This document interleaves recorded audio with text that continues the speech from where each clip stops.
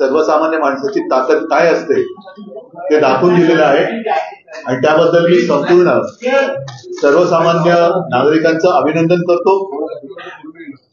सत्ताधारी किती मस्तवाल झाले तरी एका बोटाने आपण त्यांना हरवू शकतो, त्यांचा उघडलेला वारू रोखू शकतो.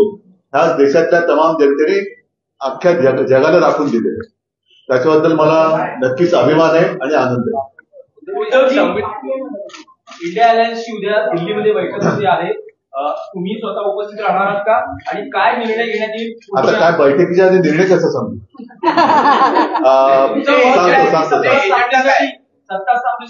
सत्ता स्थापनेसाठी दावा करायलाच पाहिजे. इंडिया आघाडीच्या बैठकीसाठी मी उद्या दुपारनंतर जाईल, कारण बाहेरगावी जिंकलेले जे आमचे खासदार आहेत ते उद्या येतील. आज मुंबईतले खासदार मला भेटले, उद्या बाहेरगावचे खासदार येतील. सर्वात आधी संजय राऊतजी तिकडे जातील, त्यांच्याबरोबर आपले मुंबईतले खासदार अनिल देसाई, अरविंद हेही असतील आणि दुपारनंतर संध्याकाळच्या वेळेला मी दिल्लीमध्ये पोहोचेल.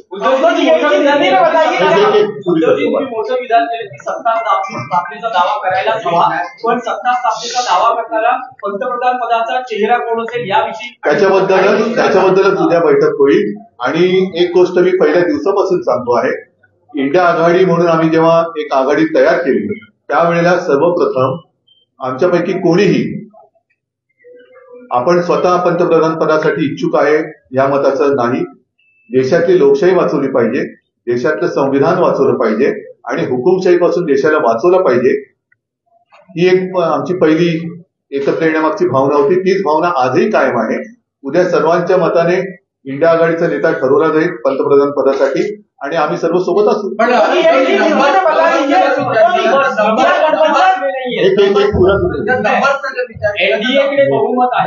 असं दाखवलं जात आहे, परंतु अजूनही काही ठिकाणी जसं बिहार आहे, बिहारमध्ये मतमोजणी उशिरा सुरू झाली, तिचे निकाल अजून पूर्ण बाहेर यायचे.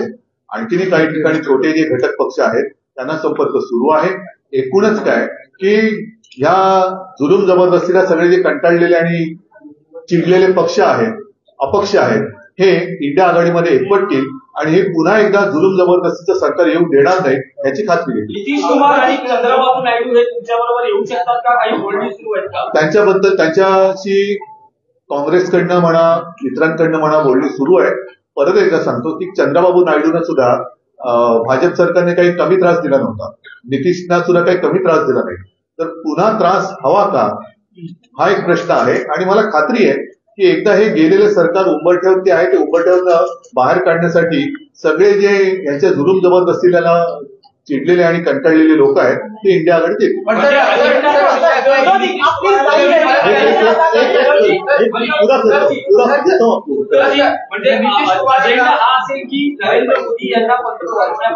रोखणं हा इंडिया आघाडीचा पहिला अजेंडा असेल. नुसते नरेंद्र मोदी नाही, एकूणच ती जी वृत्ती आहे, आम्ही कोणत्याही व्यक्तीच्या विरोधात नाही, मी पहिल्या दिवसापासून सांगतोय. आम्ही वृत्तीच्या विरोधात आहोत. वृत्तीच्या विरोधात म्हटल्यानंतर हुकुमशाहीची वृत्ती, ही वृत्ती या देशामध्ये चालू द्यायची नाही हे आम्ही सगळ्यांनी ठरवलेलं आहे. सगळ्या देशभक्तांनी ते ठरवलेलं आहे. एक मिनिट अभी थोड़े जरा इंडिया गठबंधन कल क्या सत्ता स्थापना को लेकर एक्सप्लोर करने वाले ऑप्शन और क्या पीएम पद के ऊपर भी आप चर्चा करेंगे? बिल्कुल करेंगे. और जैसे मैंने अभी कहा कि जिस दिन हमारा गठबंधन हुआ इंडिया, उसी वक्त हम सारे लोगों ने तय किया था कि किसी व्यक्ति को लेकर नहीं, लेकिन ये जो तानाशाही है देश में उसको खत्म करना चाहिए, देश का संविधान बचाना चाहिए. फिर चाहे सब मिलकर प्रधानमंत्री का उम्मीदवार हम तय कर सकते हैं और मुझे लगता है कि कल वो हो जाएगा. नंबर्स की काफी कम है, ऐसे में क्या टीडीपी जेडीयू अन्य दल है, जो भी लोग इनसे त्रस्त है वो सारे लोग हमारे साथ आएंगे, सारे देशभक्त हमारे साथ आएंगे. चंद्रबाबू जी भी, उनको भी बहुत परेशान किया है बीजेपी गवर्नमेंट ने. सारे लोग जिनको भी तकलीफ दी है, परेशान किया है, वो सारे लोग हमारे साथ आएंगे. आता मी इथे बघी ममता बॅनर्जी सोबत आहे.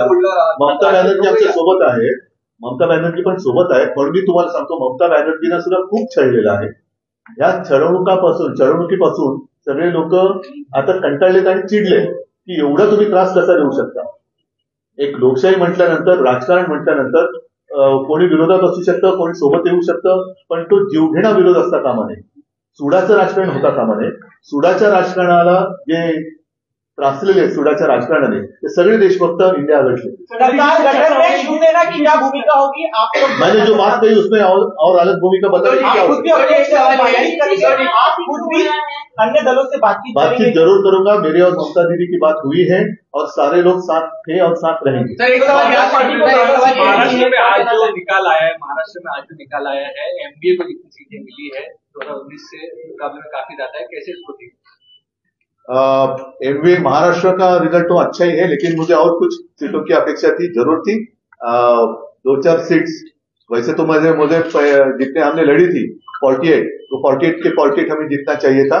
उम्मीद तो वही थी, विश्वास भी था।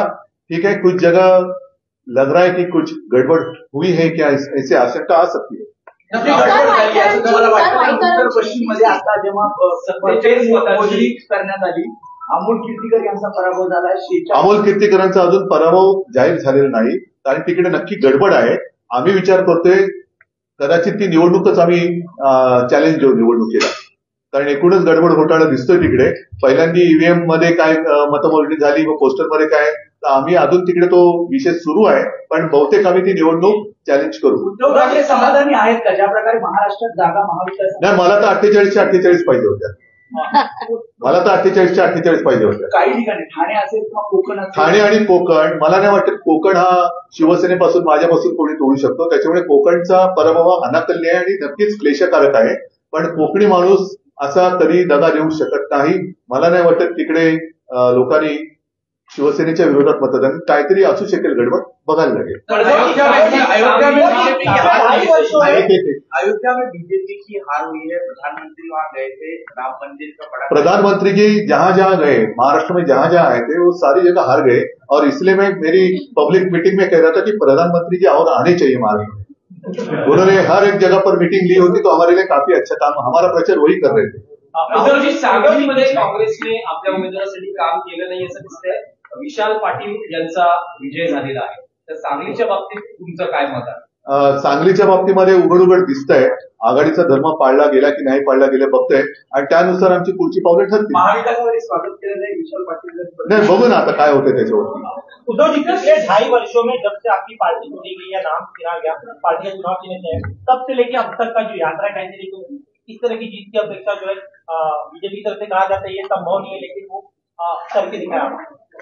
मैं तो जितने सारे लोगों ने मुझ पर विश्वास दिखाया उन सारे लोगों का दिल से धन्यवाद उनको देता हूं, और मैं तो कहता हूं कि अब तो लड़ाई की शुरुआत हुई है। आपने जैसे कहा कि पार्टी तोड़ी गई, छीनी गई, मेरा पार्टी सिंबल छीना गया। यहां तक कभी कहा जाता था कि मोदी जी का फोटो लगाकर हमने इलेक्शन जीती थी, उनको भी मतलब मोदी जी को मेरे पिताजी का फोटो लगाकर इलेक्शन लड़ना पड़ा। और तो आप देखो सारी बातें छीनने के बाद भी मैं तो खड़ा रहा, मेरा ऑपरेशन हुआ, सब कुछ हुआ, लेकिन मैं खड़ा रहा। इन लोगों ने मेरी आलोचना की, गाली गलौज की। मैंने कहा नहीं कि मैं तो रोज 5 किलो गालियां खाता हूं जी वगैरह, कुछ कहा नहीं। ना ही मैंने कहा कि मैं परमात्मा का अवतार हूं, मैं तो हूं कॉमन मैन हूं, नाना साहब का और मां का बेटा हूं, और मैं तो लड़ा। जितने सारे लोग मेरे साथ खड़े रहे उन सारे लोगों को धन्यवाद देता हूं, और उन्हीं का आशीर्वाद मेरी शक्ति है, उनका ही आशीर्वाद मेरी शक्ति है, और इस शक्ति को मैं कभी धोखा नहीं दूंगा। सर, धनुष्य बाण आपके साथ नहीं था, नहीं, सारी बातें उन्होंने छीनी थी, और क्या बाकी रखा था? एक सवाल ये है कि क्या अब मशाल के साथ ही आगे की राह ये करना है? देखो, मशाल ने आग तो लगा दी है, मशाल ने आग तो लगा दी है, और 19 में जितनी सीटें, अब तो महायुति हो गई, लेकिन उस वक्त जो युति थी कितनी सीटें थी? 41, 42, अब कितनी होगी? तो ये तो अभी असली नकली का पता चलेगा। और मुझे तो नकली संतान कहते हैं, वो खुद तो अपनी मां को भी मानने के लिए तैयार नहीं, अब तो कहते हैं कि परमात्मा ने भेजा है, मतलब नकली संतान है कौन?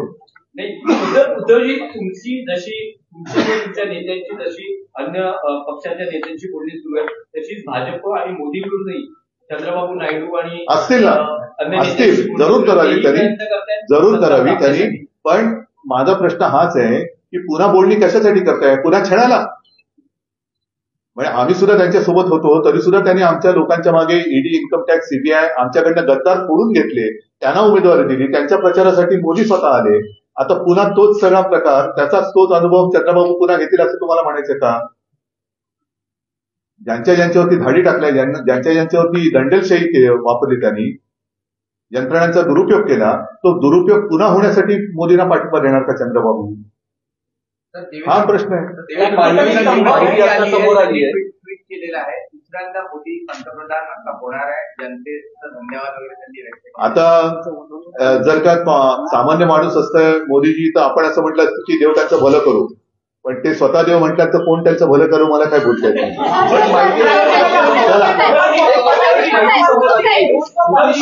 सम्राट चौधरी की भाजपचे जे आहेत त्यांना भेटायला नकार दिलेला आहे आणि एकीकडे आता त्यांच्याशी सुरू असलेलं बोलणं, त्यांनी ज्या एनडीए गठबंधनमध्ये असताना तिथल्या भाजपच्या नेत्याला भेटायला दिलेला नकार, कसं बघताय तुम्ही याच्याकडे? मी अजून टीव्हीच नाही बघितलं, त्याच्यामुळे कसं बघण्याचा प्रश्न आहे.